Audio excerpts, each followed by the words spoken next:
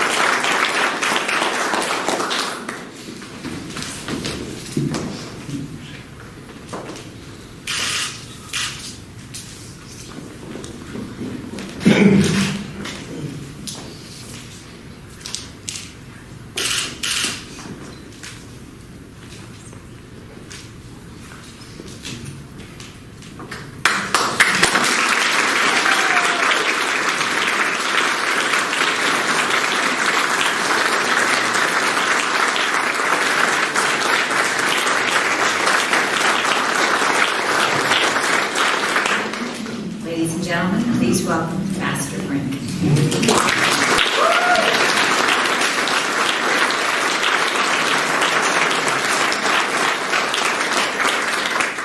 Thank you, Undersecretary Hale, for those very kind remarks and for your presence today, which reflects the importance that the United States places on its relationship with the Slovak Republic.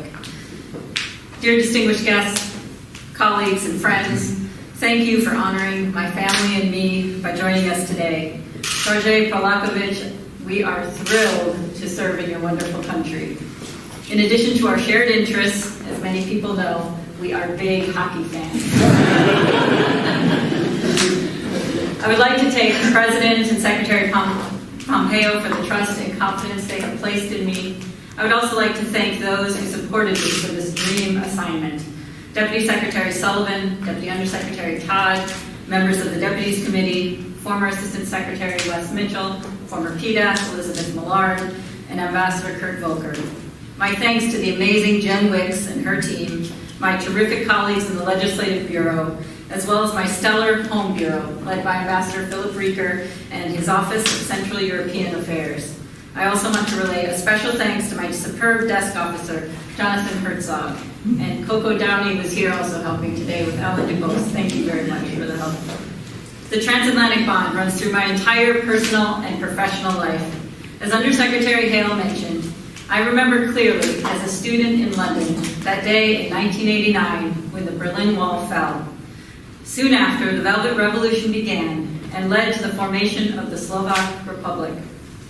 In the 3 decades since, the United States has been proud to support Slovakia's transition to an EU member and a NATO ally.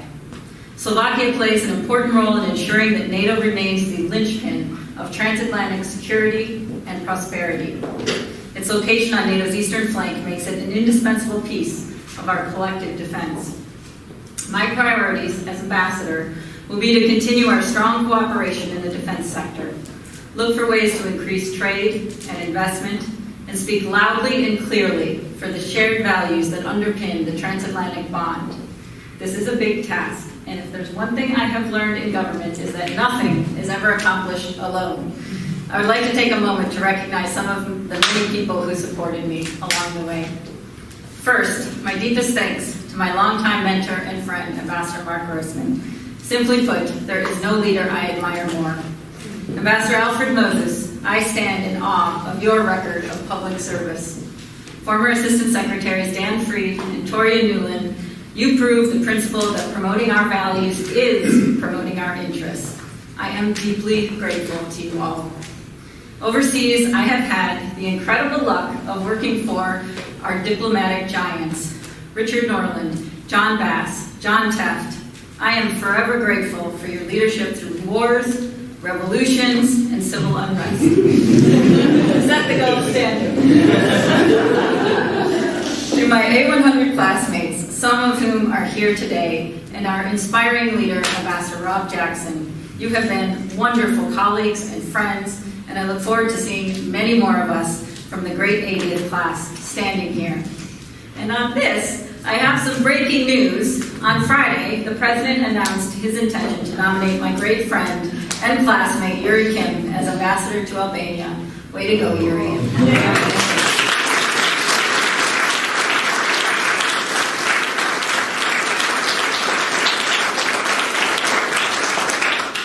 My sincere thanks to my friends from the Hill for the quick confirmation. I very much look forward to working with you. I am hopeful that others will also enjoy a speedy process. I also want to recognize my childhood friend of some 40 years, hard to believe, Gwen Barnes, who is here with her family from Michigan. Gwen, Tony, Danny, and John, I'm so happy you're here today. Thank you.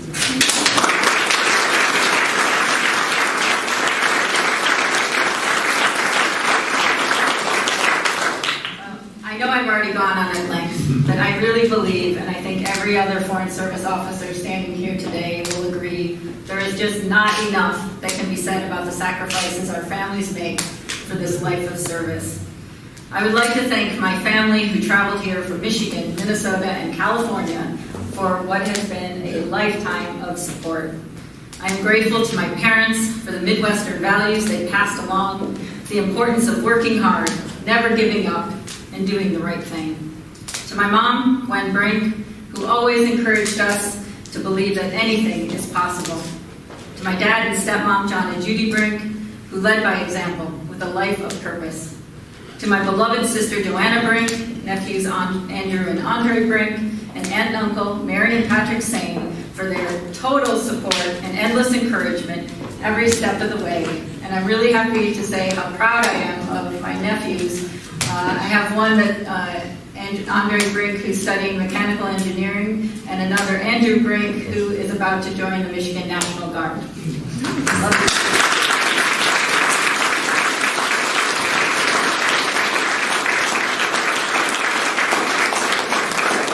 As we are literally a transatlantic family, I would also like to thank my wonderful British in-laws, Adrienne and Kingsley Foster, as well as my amazing brothers and sisters-in-law for their steadfast support.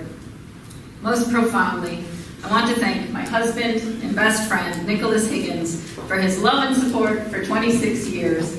Having served himself in Afghanistan, India, Georgia, and Armenia now, Nick is the rock of our family, and I would not be here if not for him.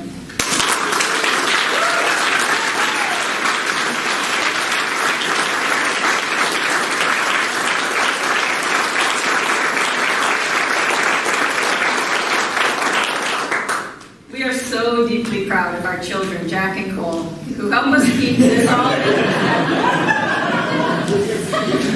Of all of the titles, Mom is the best. As part of a diplomatic family that has moved every few years for their entire lives, I want to thank and recognize them for their own service to our country. Thank you, boys.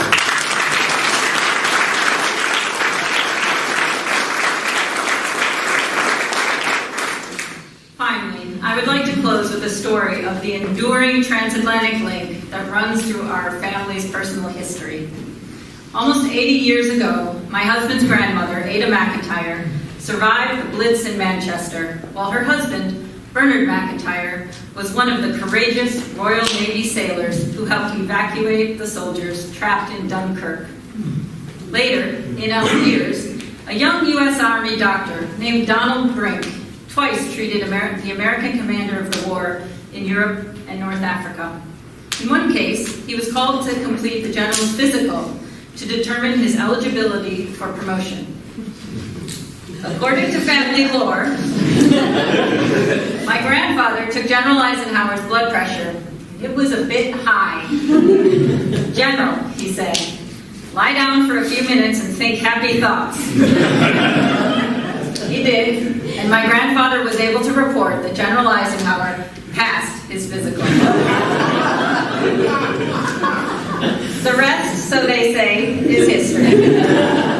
And Following the war, but before his presidency, General Eisenhower also became the first Supreme Allied Commander of NATO. So it is with a deep love of country and a family spirit of resilience and creativity that I am so humbled and excited to lead our talented team in Slovakia to advance our shared values and interests there and across the region. Thank you very much.